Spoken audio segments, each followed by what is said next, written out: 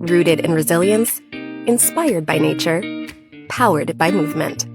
The podcast where healing meets empowerment. Let's rise and thrive together. And now, here are your hosts, Scott and Melissa. Hey, everybody. We just wanted to pop in and let you know about our Sedona Soul Retreat coming up in June of 2026, June 2nd through the 6th in Sedona, Arizona. Where we're going to have it at? The Briar Patch. This Beautiful. It's just this amazing little nugget. Yeah. In Sedona, where you think the big red rocks, which you'll see those, of course, but then there's this little sanctuary of green. And one of my dear beings that just shared with me this morning that they will be attending, looked it up and was like, "Oh, that's my place." Yeah. They just like felt the connection, and it's very spiritual energy there. And we're excited for holding space for all of us to be in that frequency, that vibration. It's right on Oak Creek, and we were down there just a few weeks ago checking it out to ensure it was the right fit for our folks. And we are excited about this retreat. It's our second retreat, and we're on our way to selling out. So please check it out at Vital Edge Wellness Coaching Wellness Retreats. You'll see it at vitalwellnesscoaching.com, Wellness Retreats, and sign up. Bring a friend. There's plenty of room. If you'd like double occupancy, you can come down, and we have private cottages and a lodge setting. So that's it. It's exciting. Enjoy the podcast. Yeah, we'll see you there. Hi, everybody. Welcome to Rise and Thrive, a podcast by Vital Edge Wellness Coaching. I'm one of your hosts, Scott Sadler. Here's the other host, Melissa Hedstrom. And we're going to start today with a mindful moment, and then we're going to talk about trust and why the erosion of trust in experts and institutions is a problem. And we're going to talk about some solutions to that problem. We probably won't solve it all today. It's a pretty heavy, big topic.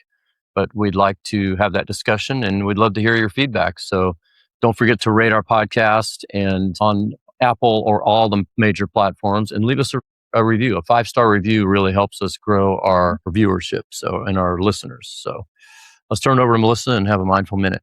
I like it. Or two. So wherever you are, please take a little moment to pause. So resting your hands in your lap or where they need to be. Nice big sigh in through the nose. And just let it out the mouth, please. You're welcome to close your eyes or keep them open if needed. I'd like you to relax your jaw and soften your tongue. Soften your eyes and let that space between your eyebrows just get a little wider.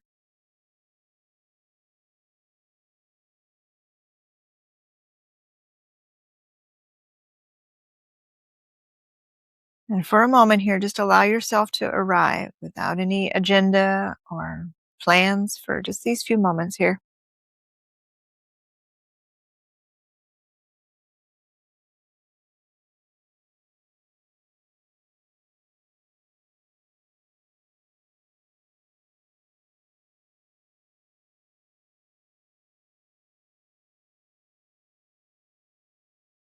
And then I'm going to give you here a basic count. And I want to share with you the intention with it. So in a moment, I will have you count to 4 with your inhale. And then we're going to pause for 4 and then exhale for 6. But before we do that, I want to share the pause for 4 is not a holding of the breath. I'm going to ask you to bring the intention that when you pause for 4, that you are letting that internal space stretch open to receive, to listen. So when you're ready, from the low belly, inhale to the count of 4. Pause for 4. And exhale out the nose or mouth for 6.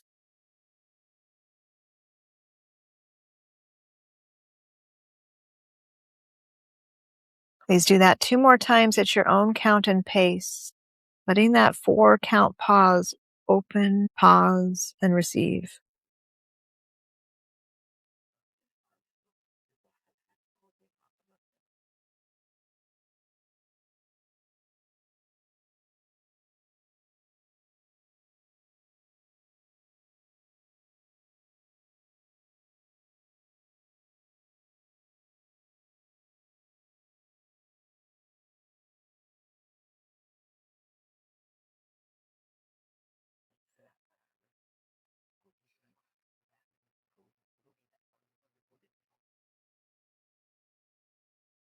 And when you complete that exhale, no rush to do so, but when you do, just return to a regular breath.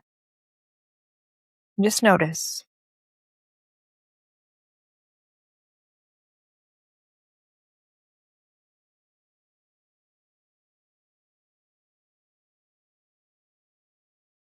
And then you're welcome, if your eyes are closed, to open them.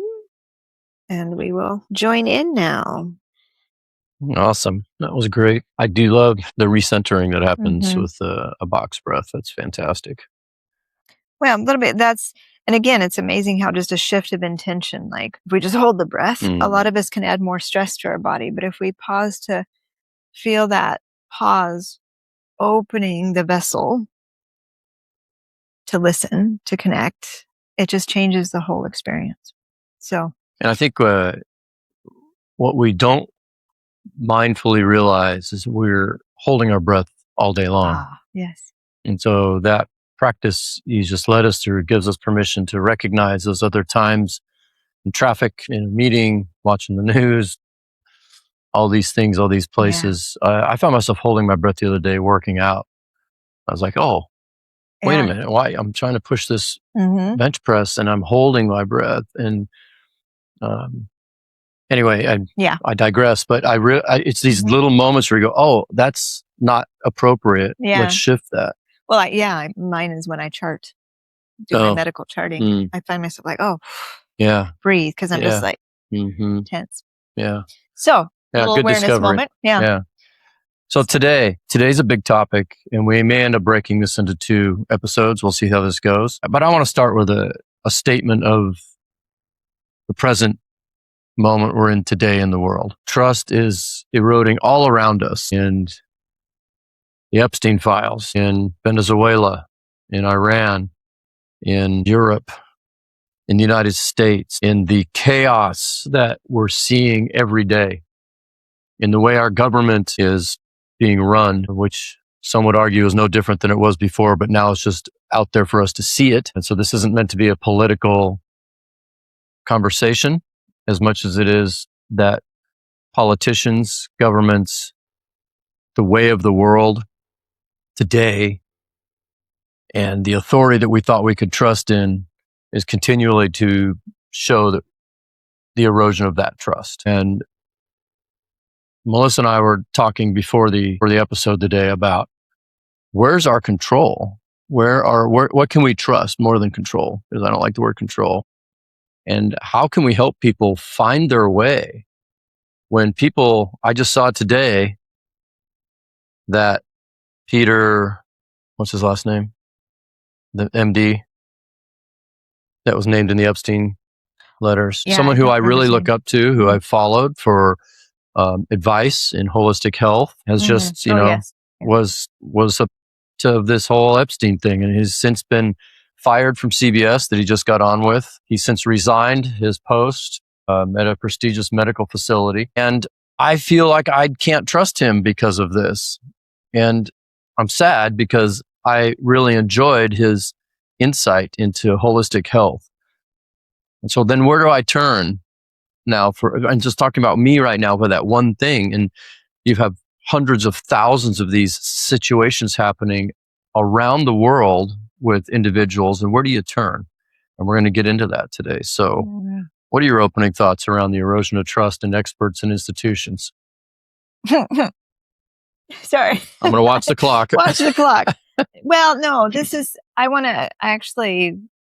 going to shift a little bit, just a little bit.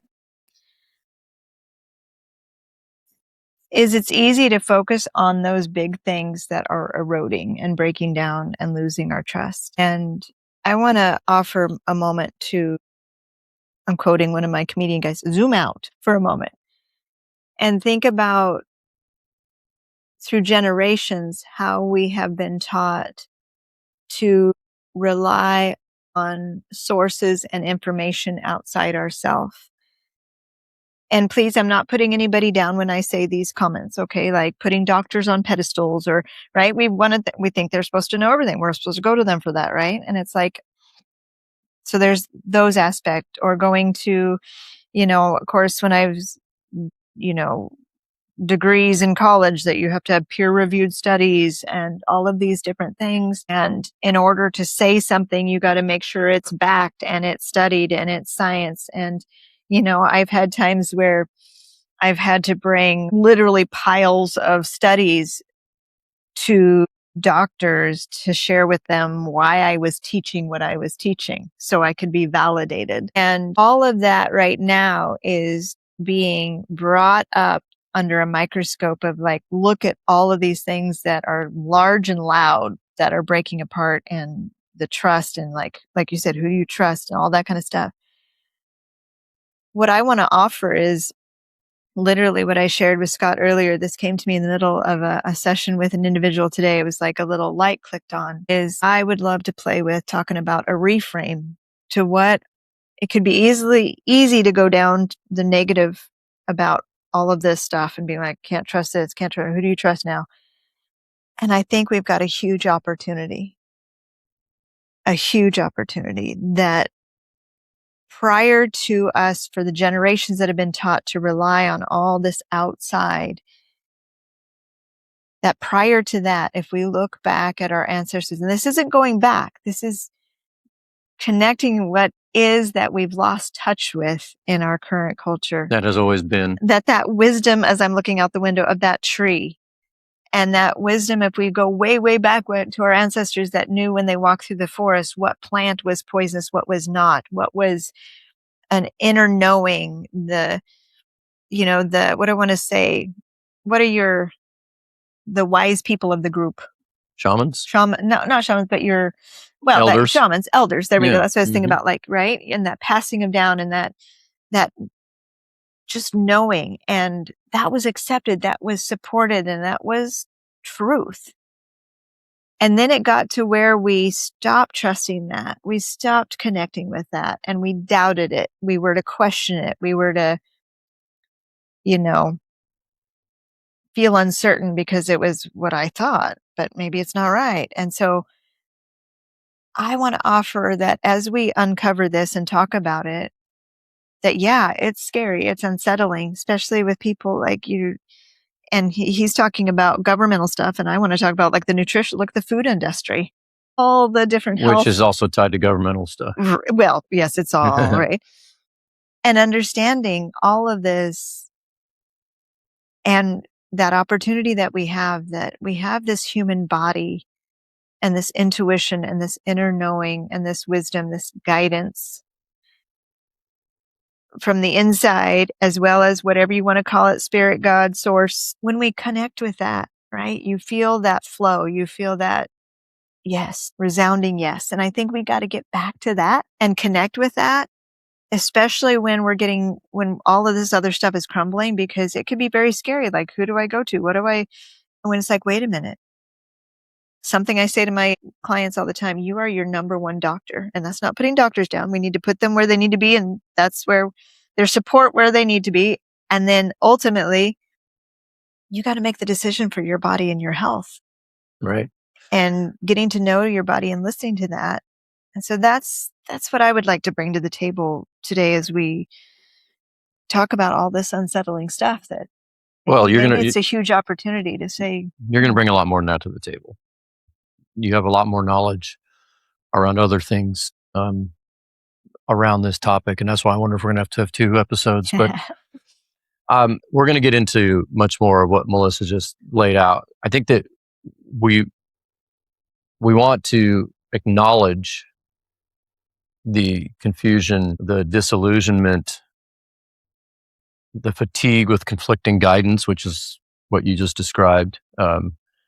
And that there is that inner knowing that something here doesn't fully resonate anymore. And I'm talking about the collective as much as individuals. Yeah. I mentioned in a previous podcast episode about I was so fascinated by this Neptune moving through the zodiac signs study. And 165 years ago, we were going through this very thing. We're rebirthing in a way. 165 years ago, we had the abolishment of slavery and the Civil War and all this upheaval that we are in now. We are in this for the next 14 years. And so it's it's just, whether you believe in any of that or not is up to you. I'll leave that to you. But there's no such thing as, there is a such thing as coincidence, I suppose, but this seems pretty on track again. And by the way, you mentioned, getting back to and getting retuned into what we already know. I heard a podcast the other day with a Chinese doctor who was being interviewed about something. I don't recall exactly what, but it was some sort of energy work, some sort of inner knowing, some remote viewing, I think. And governments around the world use remote viewing. That's another podcast that I'll talk about, where they can see things from a distance inside of other governments. And this US-based Secretary of Defense employee was talking about, oh my gosh, science is just beginning to discover this. This is amazing. And this Chinese doctor said, you've discovered something we've known for 4,000 years. And we're talking about really ancient things that we tend to want to invent. Medicines. Oh gosh, we did all these studies. Yeah. Well, not even only prove. Sometimes they think they've invented it when it's really come from the plant that the indigenous people were harvesting and just eating. You didn't have to put it through the lab and into capsules and put other ingredients into it. So it is tapping into the things we already know. So that nudge, that inner nudge, if we can quiet the noise and really tap in, we can trust ourselves and then verify against experts and authorities and institutions, because we need to do that for ourselves and our own journey instead of blindly trusting others that may or may not have your best interests at heart. And I'm just going to say one more thing about this. I'm not trying to be political. Health insurance, healthcare in this country is one of the worst in the world. And I believe, I'm a firm believer in our corporate entity structure where insurance companies are vertically integrated. They own the pharmacy, they own the clinics, they own the insurance companies, they own the urgent cares. And some of these insurance companies even own banks now. So it's a fully closed loop. It's in their best interest to help keep people coming back to all of these various businesses. And we're talking about rebalancing. And I think we need a rebalance. That's one area. And do we have all the political will or the inner fortitude as individuals to see that through? So this isn't really a collapse as much as a recalibration. Your thoughts? I love that. Melissa. No, I just come back to when you're feeling that overwhelm and that exhaustion and that loss, is to realize that you've got your human body and that innate wisdom right there. And what I'd love to do is support one another, myself included and Scott included, to help people. What does it feel like to start to trust that, to start to build that relationship with that inner wisdom? And what does that look like?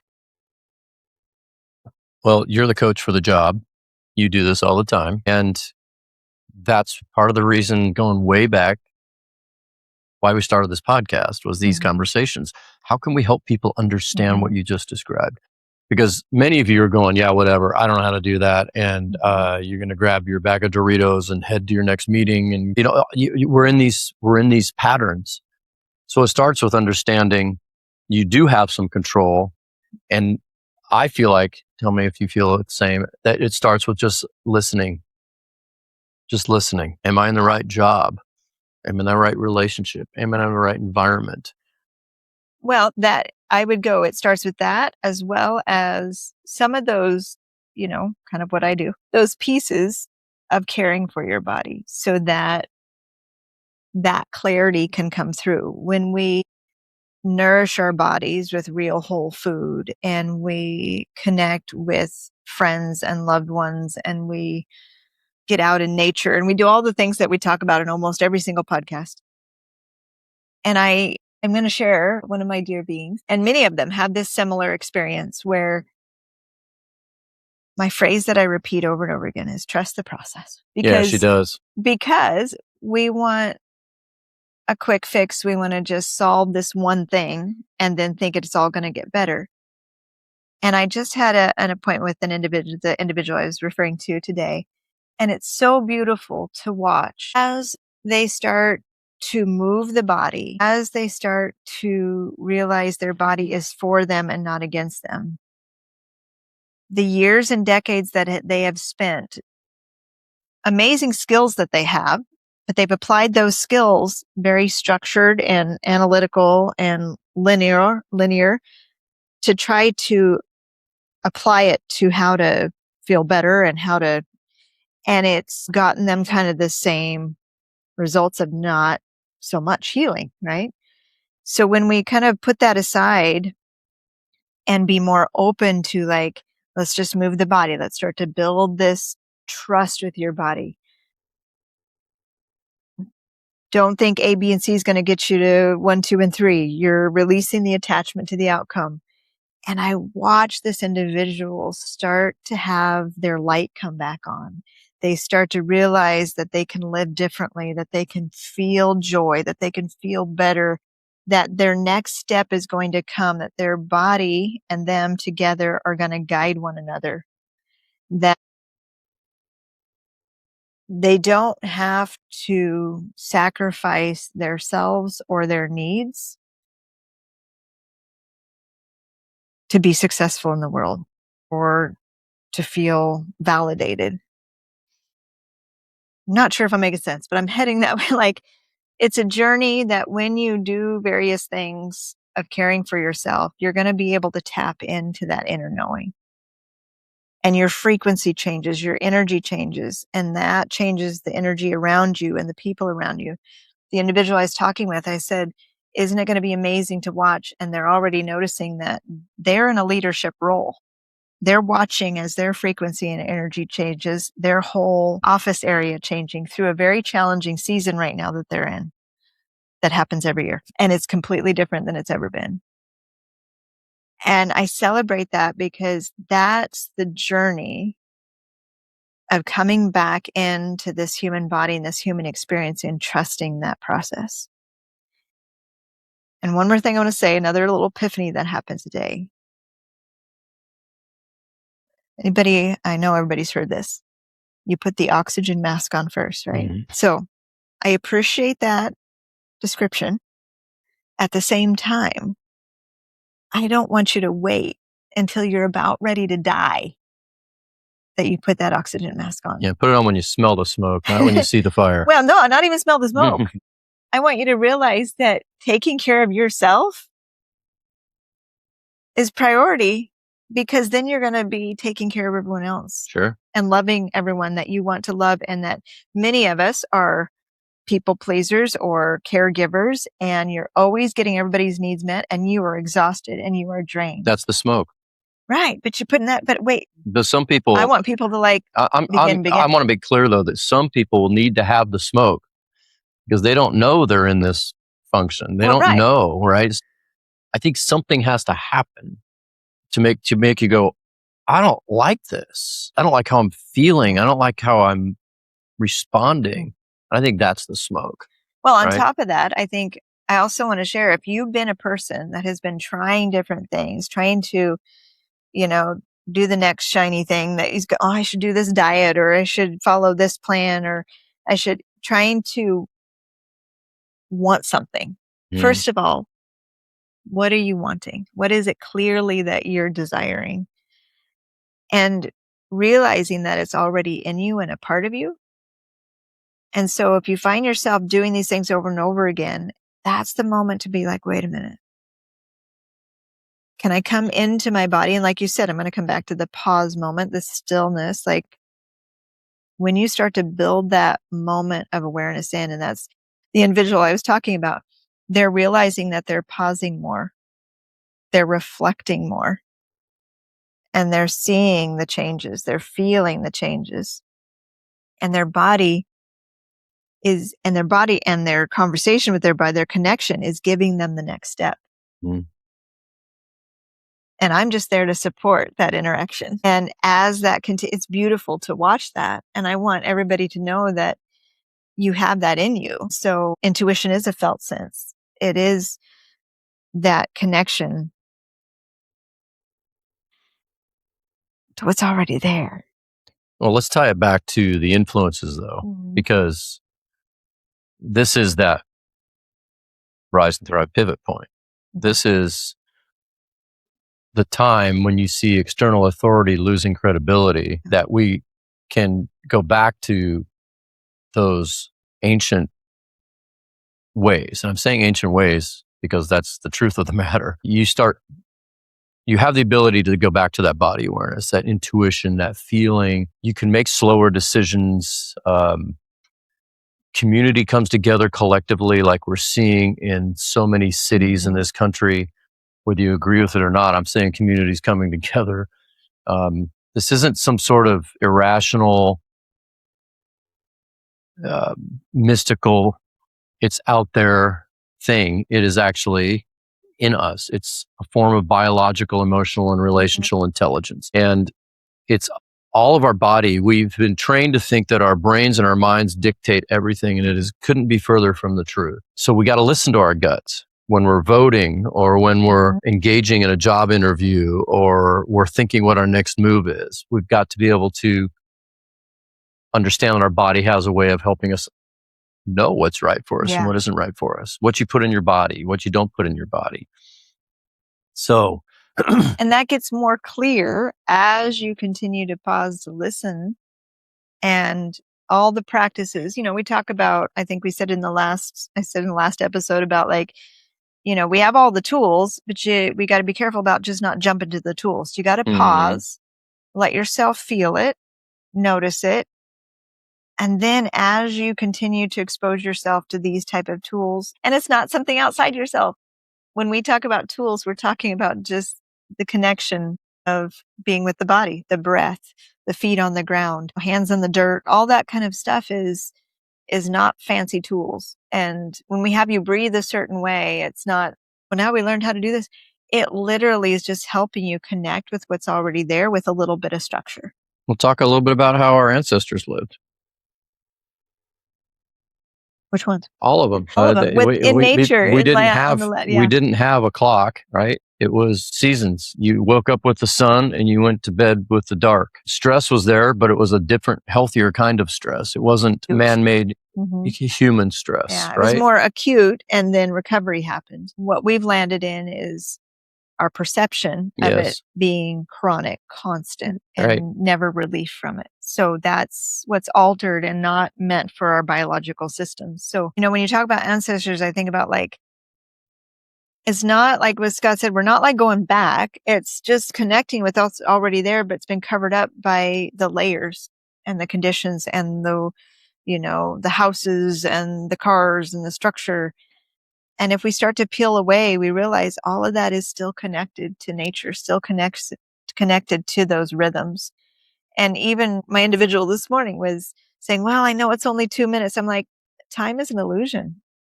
It was a moment of presence that connected you. That is going to lead to more and more moments of connection, whether it was 2 minutes, whether it was 20 minutes, whether it was 30 seconds, there was still an awareness and a connection. And we get to release some of these linear and structural patterns that have just given us structure, quote unquote, structure to our world, that now many of us are feeling starting to fall apart. Well, ancestors didn't have social media, and so they had plenty of time to do these things. They continued to make decisions on a communal basis. It wasn't an authoritarian kind of style. So everyone had a voice. Everyone felt like they were participating in the process. There was deep honor for rest and ritual. We've lost the magic of ritual and staying in that nature rhythm. So now let's talk about what has been disrupted by modern life, because that's the disconnect. Modern life has disrupted, it's created an importance of speed over presence and sensing. Go to any corporate environment. They want productivity over presence. What have you done for me lately? Let's get going. The pressure builds, that stress, that bad stress builds and builds and builds. Metrics over meaning. And we've lost sight of, we not just lost sight of it, it's become normalized. Yeah. And so our nervous systems are overwhelmed. And intuition is adaptive. And separating ego from inner knowing is going to be very important. And we're not going to go into that today. That's the next episode. Mm-hmm. But we want to make sure that we're understanding that when that intuition is not listened to, it's not because it doesn't exist. It's because everything else is coming in and pushing it down.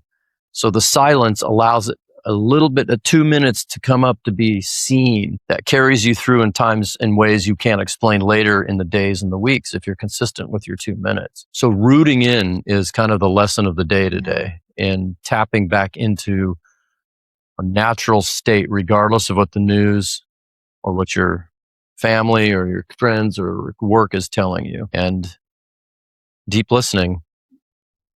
And the next time we're going to talk about how ego is a part of it and how it can cut your inner knowing off, because it's a big part of who we are. Well, and knowing what that intuition is building that trust again, because there are layers that have come over our intuition that it might be coming from somewhere else. And so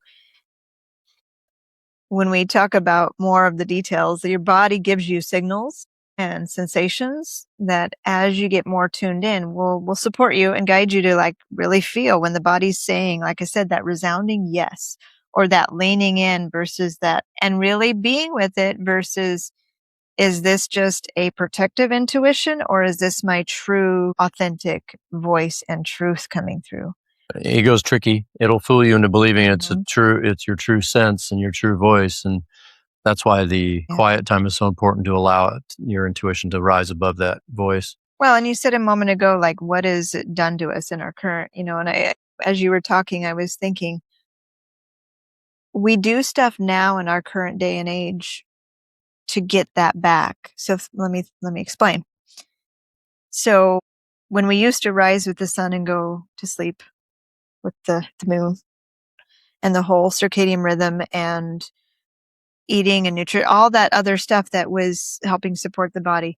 Now we are living in a world that is trying to force that to happen. So think about the billions of sleep drugs and medications and different things that are trying to induce this. And because, a person needs sleep to heal. It needs, all these various things. And now we're trying to come up with artificial things, when what we can start to do is start to peel those away and come back.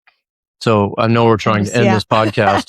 However, the artificial things that have been created to create sleep have been created because we've created artificial rhythms. And the body's graveyard fighting shifts, against it. Yeah. swings.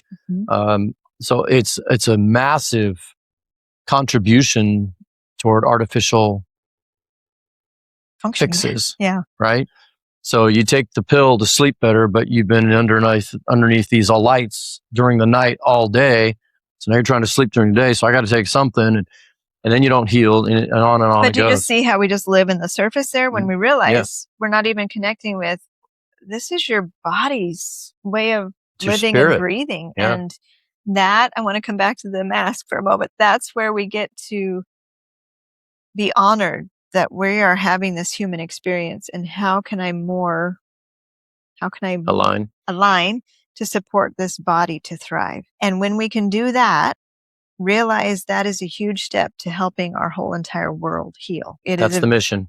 It is an act of self-care and an act of... If you'd like to get together in person with us to talk about this, consider coming to one of our retreats. Our next one is in Sedona at the Briar Patch Inn, June 2nd through 6th. We have a few spaces still available. We're almost sold out. And come down and join us, and we'll do some exercises around this and many other things we talk about here at Rise and Thrive. So thanks, everybody, for tuning in today. And we'll be continuing this conversation in our next episode. In the meantime, take care of each other, and don't forget to take care of yourself. See you next time. Namaste. Thanks for tuning in to Rise and Thrive, a podcast by Vital Age Wellness Coaching. If you found this episode meaningful, please rate, review, and share it with someone who might need it. For upcoming retreats and to join the Vital Edge Wellness community, head to vitaledgewellnesscoaching.com. Let's rise and thrive together.